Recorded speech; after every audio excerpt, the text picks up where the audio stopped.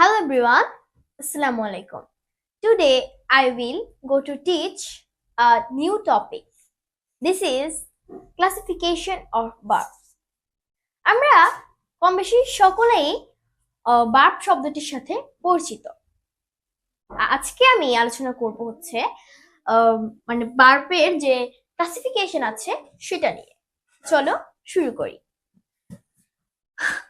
Verb, এই verb হচ্ছে মূলত দুই প্রকার, যথা ফাইনাইট ভার্ব এবং নন ফাইনাইট ভার্ব।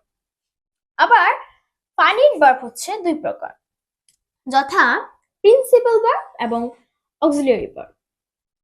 এরপর নন ফাইনাইট ভার্ব হচ্ছে তিন প্রকার, যথা ইনফিনিটিভ, পার্টিসিপল এবং জিরন্ড।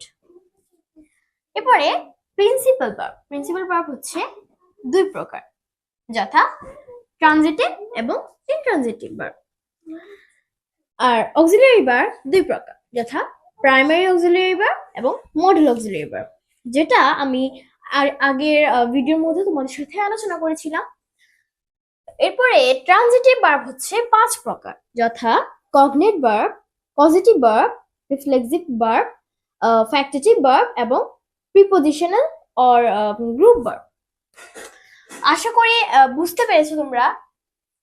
তো ভিডিওটি কেমন লেগেছে কমেন্ট করবে, ভিডিওটি বেশি বেশি শেয়ার করবে, আমার পেজটি ফলো করবে, আমার ইউটিউব চ্যানেলটি সাবস্ক্রাইব করবে। আমি আবারও বলছি, মানে আমি অন্যান্য ভিডিওর মধ্যে কথাটা বলি, তোমরা মূল পেজে গিয়ে লাইক কমেন্ট শেয়ার করবে।